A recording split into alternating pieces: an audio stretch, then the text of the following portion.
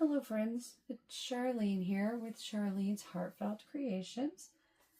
So after my last video, I did exactly what I said I was going to do, and I went through my stash and took out all of my Christmas things for crafting. So I pulled out all of my rubber stamps, my stacks of paper. I have way more stacks of paper than what I even attempted to pull out, but I thought I'd start with what I could get to first. I pulled out, I've got 3 board games that I'm really hoping to get into soon, so I can show you some journals with those. I pulled out 20 Christmas books. They're all children's books like Rudolph the Red-Nosed Reindeer. I have a bunch of golden books. I just have so many things I cannot wait to show you. I have stacks and stacks of Christmas cards, boxes and bags full. I picked them up at thrift stores. Greeting cards are a great thing to craft with. You can do a lot with them, and so I'm hoping to show you a few things with greeting cards this season. And then I have tons of stuff, so I can't wait to really dive into it and show you some of the things we can make. So I started small, and this is what I went with this time. And I decided to make things easier on you, I'm going to make this into a 3-part mini-series. That way, if you wanted to make a portion of this, you could, or if you wanted to follow along and do it in steps, it might make it easier for you to craft. So let's get started. I gotta show you. I'm so excited at how this turned out. So I made a bingo card, and then a postcard and a stamp with a little dangle, and a cute little stamp tag with some stickers on it. And then it's like a library envelope for a book. So I made one of those, and then a double-sided tag to put in there.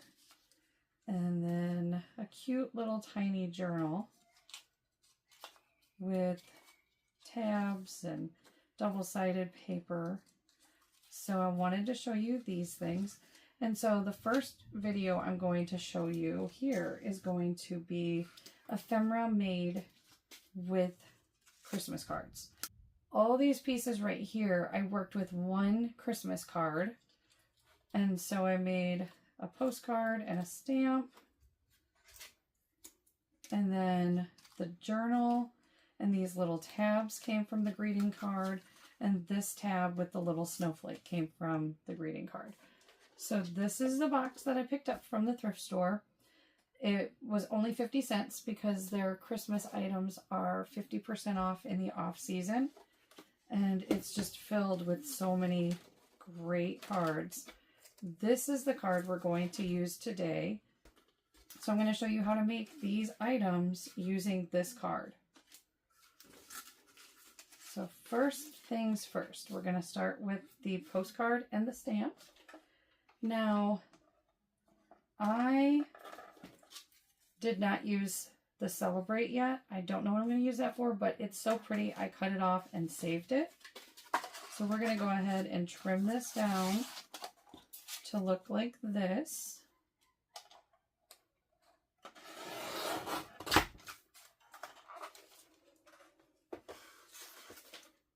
Oh, I need this still.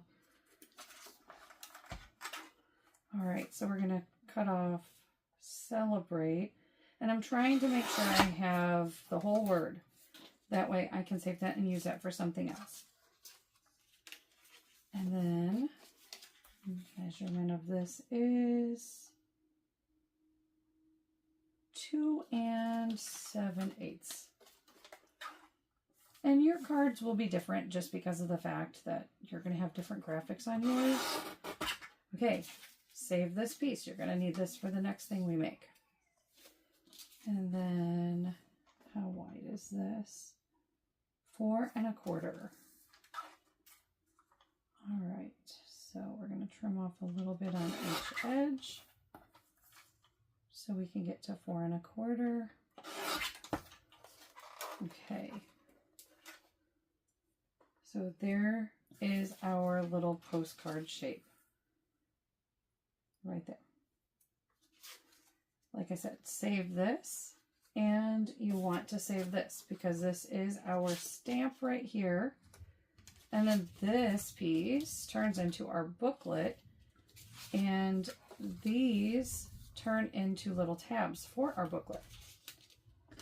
So before I get ahead of myself, let me go ahead and focus on the Christmas card. Okay. Unfortunately, throughout this project, you're going to want to let things dry, or you're going to end up with smudgy messes like this one here. And you can, this is still usable. I still like this one, but I'm trying to get a more crisp look. I do like the muted look on there from, I used my Tim Holtz pad on there.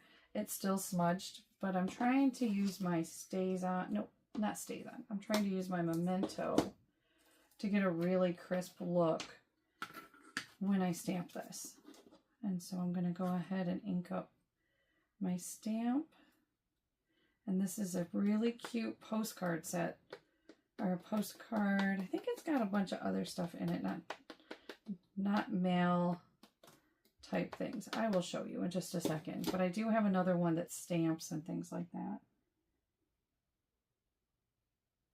Then I'm going to line that up and give it a nice firm press down. And that is beautiful. I love how crisp that looks. I'm going to set this aside and let it dry while I go on to the next part of this project. But first, let me show you.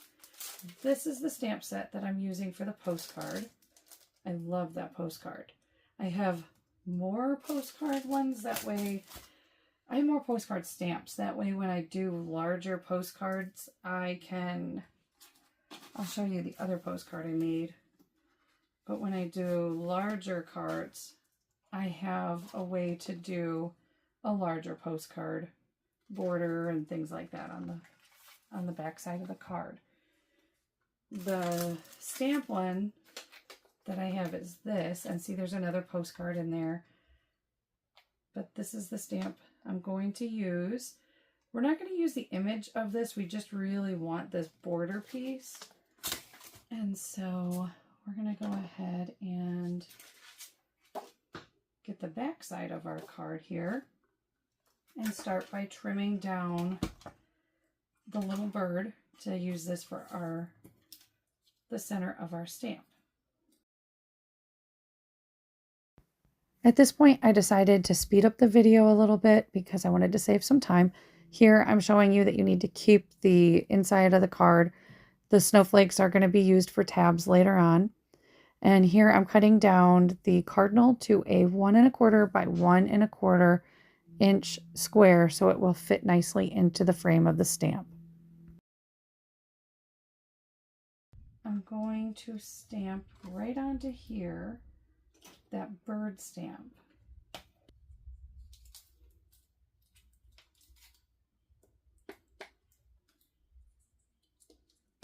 All right.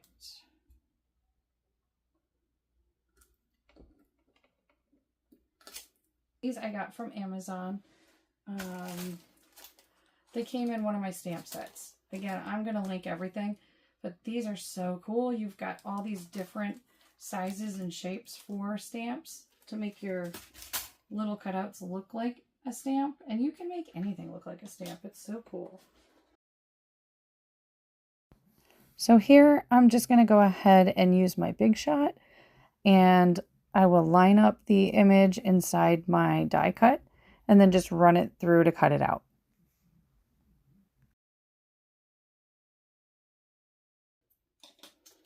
And there we've got a beautiful bird stamp. Again, we're not going to use that image. We're going to cover it up with the image that we just cut out. It should fit perfectly in between the border. So we're going to go ahead and distress, and I'm just using my Tim Holtz Walnut Stain. This is my favorite stamp pad that I have from this collection. And I keep holding my things like this just because when I have it on the table, it shakes the table. And I'm trying to give you a nice view to watch what's going on instead of having it be a really shaky view. but I'm not getting the coverage I like from holding it. All right, so there's that. And then we're going to do the edges. Make our edges look nice and antiqued. And I do have a little bit of smudging in spots, but I don't mind a tiny bit of smudging. I didn't want to smudge my entire image. It was what I was really worried about. Okay, we're going to go through and distress the other side just a little bit. This will need some dry time because it's a glossy edge, but it's super, super white on this side. So I felt it really needed a little bit of distressing. And the glossy stuff, you have to be careful because you will leave your fingerprints on it if you're holding it with your finger. I've seen where some people will take and work on the glossy stuff like this and hold it with a pair of tweezers. You could always do that. It might keep your hands clean too, because I don't know, I always have ink on my hands and my fingerprints tend to get on a lot of my projects. So there is our little postcard. All right, so now we're going to move on to our stamp. My edges turned out really nice on my last one. You don't have to use the little brush. You really just can do like this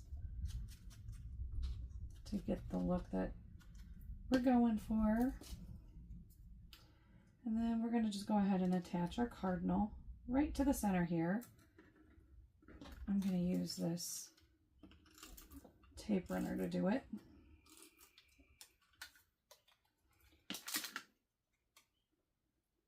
All right, so we'll put him right there. I wanted to go ahead and put a postmark on it. So we're going to go ahead and add this. So I will just use this from my paper pack there. Okay, so I'm going to use Stays On for the glossy. And you need to let this dry.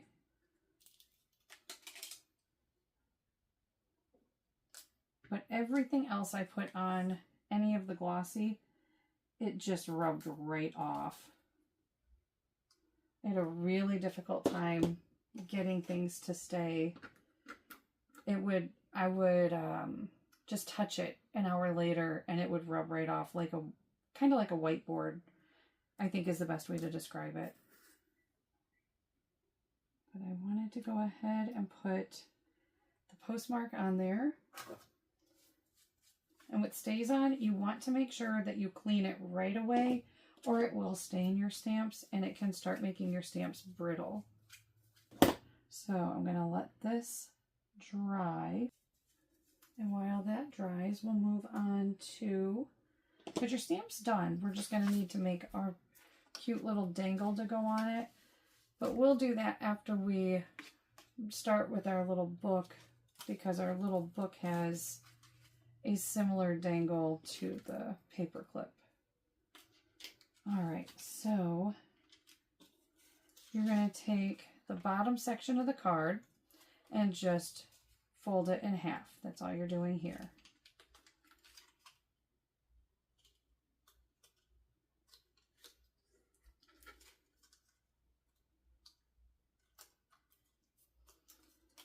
And then this is the paper pack that I chose to use. This came out of my stash. I don't even know where to get it anymore. I'm pretty sure it came from a magazine subscription. It was like one of their freebies, but it's double-sided. I wanted to have double-sided paper inside of here. These are the scraps that I saved from the one I previously made. So I wanted double-sided for our cute little booklet. And I dropped my ruler, but our pages are going to be, let's see, what size did I put in here? 4 1/8 by 2 7/8 is what it looks like I've got. So 4 1/8 by 2 7/8. And then we're going to go ahead and cut these down.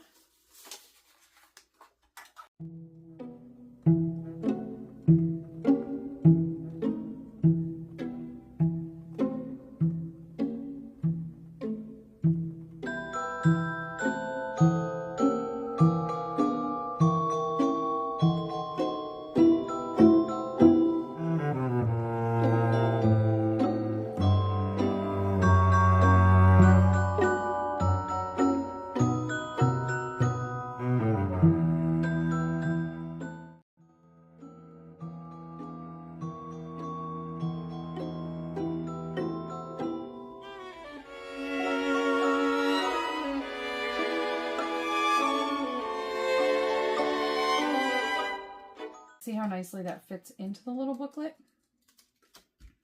And then we're going to go ahead and we're going to sew these pages in.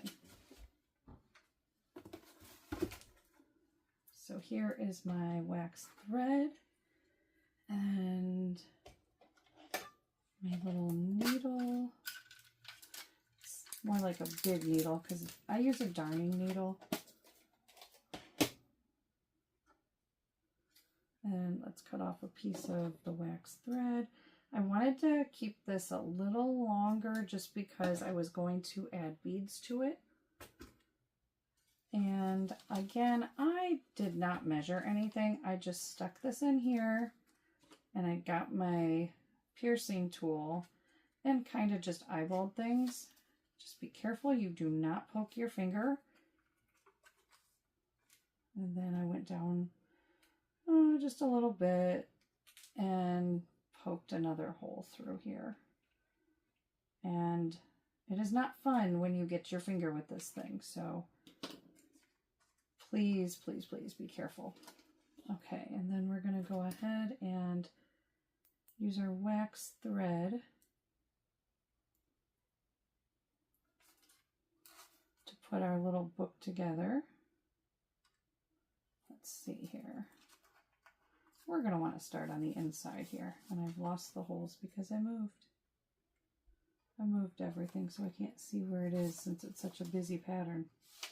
There we go, I found it.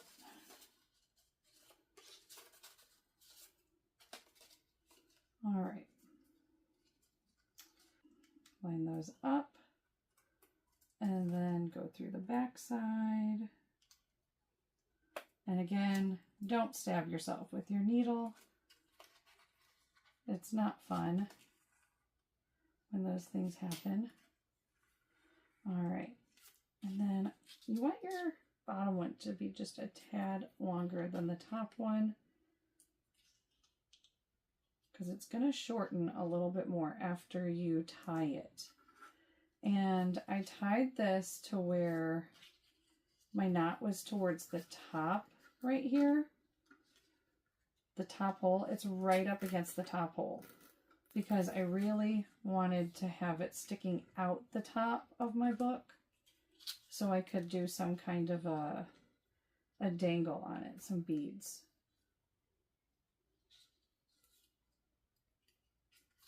And this is the same kind of technique that I use in my larger journals. When I'm putting pages into a larger journal, I will go ahead and use the wax thread. Obviously I make more than one little loop in it. Okay, so there is the pages sewn in. And I personally didn't like the back cover like this. You can leave it, but I went through and just found a cute piece. I really like this piece. And the way I did it, I like this paper so much that I'm trying to use every tiny, tiny inch of it I can. So when I did this before, I went through and glued it right onto here and then cut around the edges because, like I said, I'm hoarding this one. I like this one a lot. So I'm going to go ahead and add some glue. I know some people are like, why are you using school glue? But for me, I have tons of this on hand And it sticks really well to scrapbook paper, so I don't ever have any issue sticking it down on my scrapbook paper. I'm going to go ahead and line it all up. That's the other thing. I like how the glue will move a little bit before I'm set on where I want it, but I usually have a nice hold over time with the school glue. And then I don't have a tiny razor anymore. My kids keep taking them for their crafting. So I have one of these knives, and this thing is amazing. It cuts through the board games with ease, and it cuts through foam and stuff like that. So I get really nice crisp cuts with this knife. It's from Harbor Freight.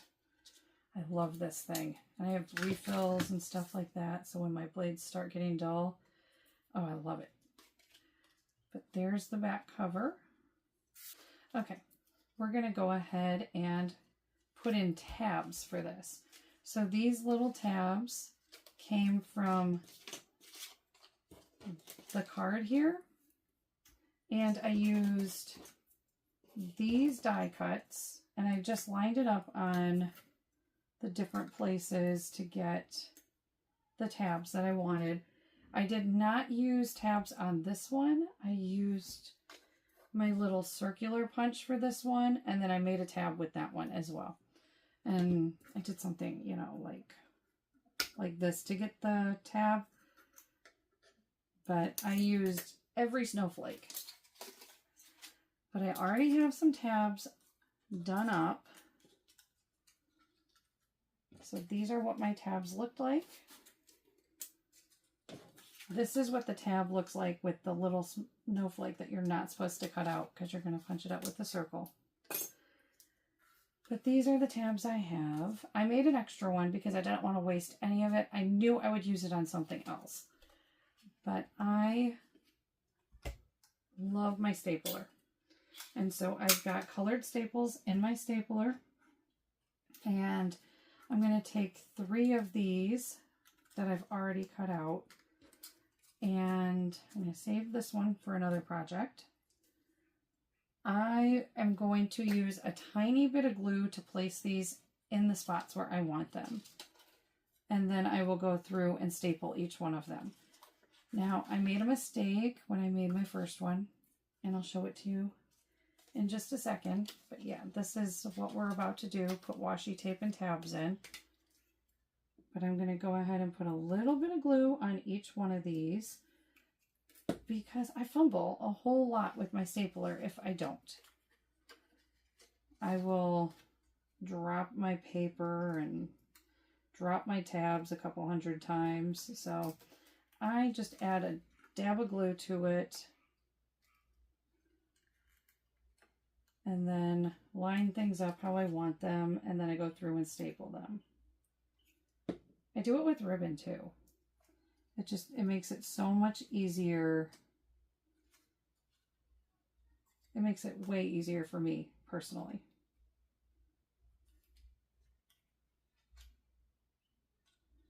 All right, so there's those 2. And then let me do the middle one. And it doesn't have to have a really good hold. The glossy to glossy with this does not hold super well with the school glue. It does with the paper, but not so much with the school glue. And I'm doing every other page here. I'm alternating pages that I put tabs on, and washi. Okay, so that should be pretty straight. So then I'm just going to go ahead and staple. I got cute metallic red staples. Love those. All right.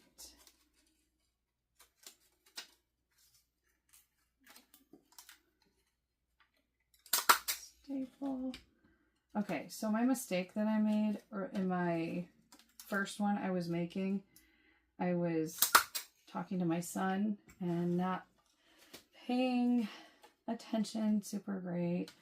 And so in this one, I stapled my pages together by accident. Like I stapled that one and then I stapled that one. And so I had to tear the pages apart, which tore a little bit of my page. So I ended up adding washi tape to the ends of each one of those. And so we're going to use this beautiful sparkly washi tape, which I think I showed this in the previous video as well, or one of my earlier videos. I got this from Hobby Lobby, and I love the Christmas washi tape. I'm going to have to find more sparkly though, because I'm finding that I'm using the red sparkly for a lot of different things.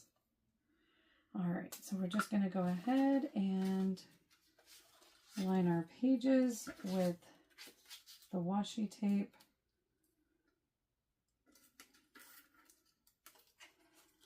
And then you want to fold it over the other side. I wasn't super picky about the measurements of mine. I added it and then trimmed it.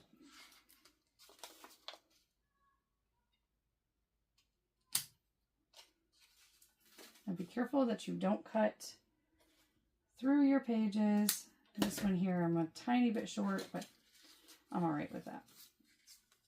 And then we're going to go ahead and do this one with washi tape. And I think this one might be a little short too. It's all right. It still works. It's a tiny junk journal, so it's not going to matter. But this journal we used 3 pieces of paper, which gave us 6 pages, or 12 double-sided. So I think that is just so amazing how many things you can put in here. You can print out Christmas pictures that are tiny. Instead of having a bunch of big ones, you can fit 12, but you could also put them on the covers. So you could get 14 pictures in here, or you could put 12 and then you could journal on the covers.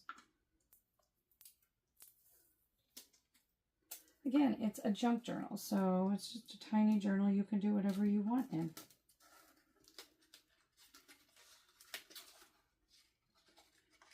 And you could put, you could make these out of a Christmas card that somebody sends you, and then use wrapping paper to make your pages. Just so many things you could do. Wrapping paper, ribbon, things from your Christmas morning, you could actually put into this little journal instead of making it from paper. All right, so the inside of the journal is now done. See how pretty and festive that is? I love it. All right. And now we're going to go ahead and finish the front cover.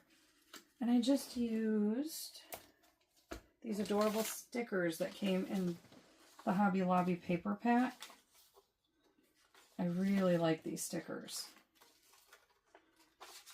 I think these ones were actually a package, but the same stickers came on this sheet that came with the paper pack that I was showing you earlier. And so we're going to go ahead and use Vintage Santa Claus and put him right here on the cover. And then December 25th. And put that right here on the cover. Oh, I went real crooked with that. There we go. And then trim off the excess.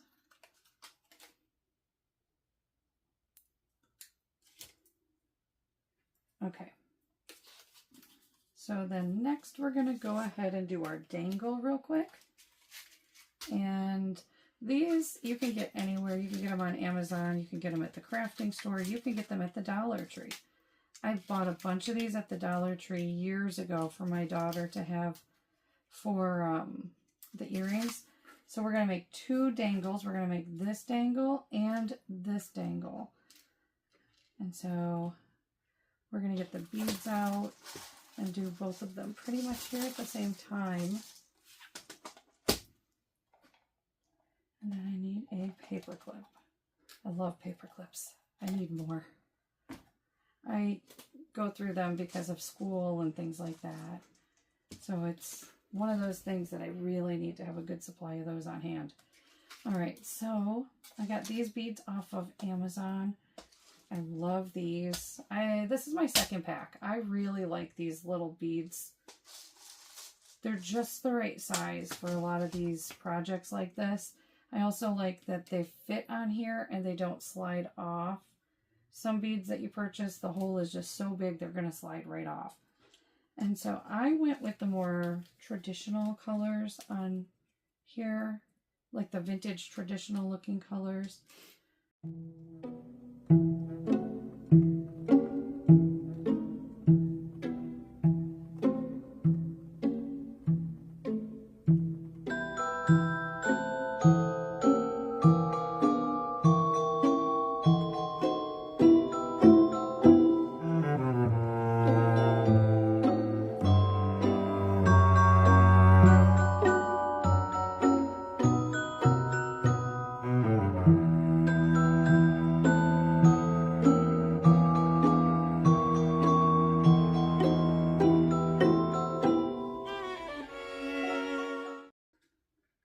Now that those are strung on there, we're going to go ahead and tie the knot. So I wanted mine to not be at the same length. So I tied one knot.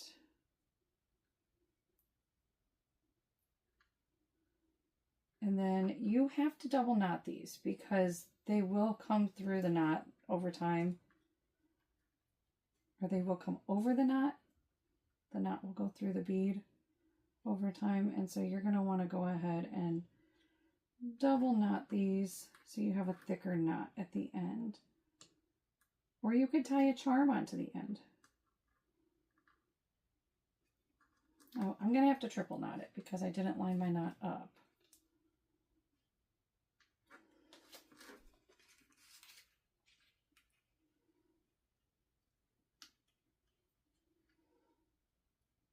There we go. Now that one's done, and I want to see how low this one is so they're not side by side. So I will probably put this next knot right here.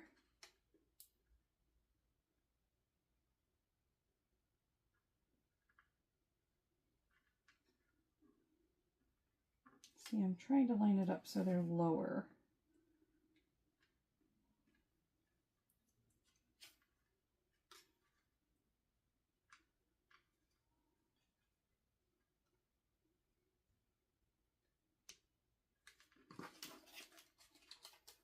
All right, so here's the cute little booklet with the little dangles. We're just gonna trim this down. Surprisingly, the wax thread holds very well, I find, on a lot of my projects.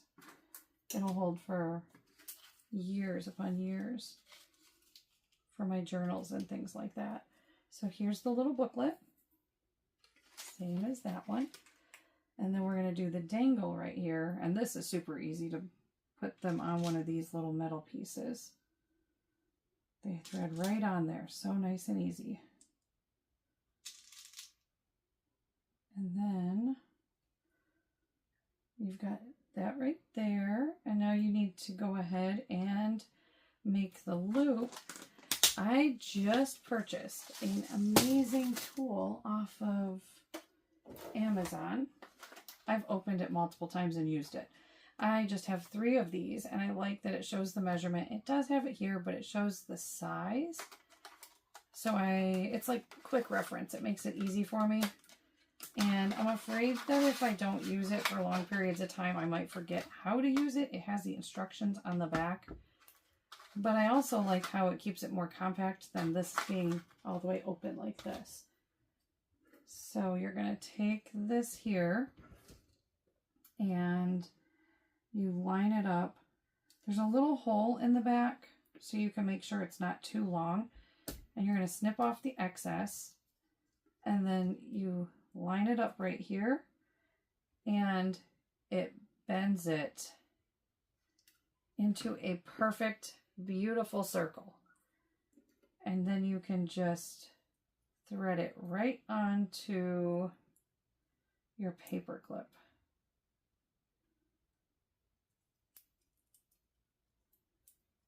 For a really pretty little dangle. And let's see, yep, it's not smudging. I'm so happy about that.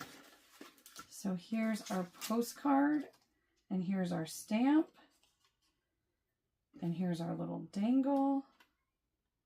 And so I just attached I actually like the smaller side in the front so it doesn't cover up so much of it. So here's the postcard. Here's the little booklet. And then the little tab.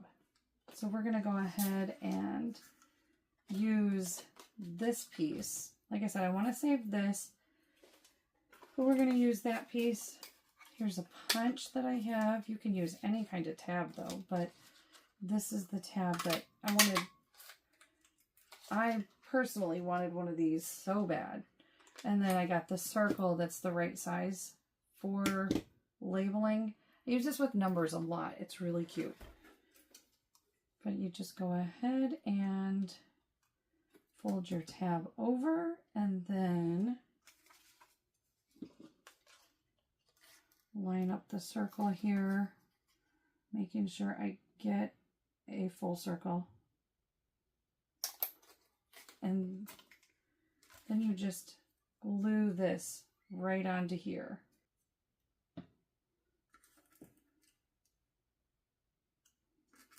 I also like that this glue dries clear because I always get it everywhere.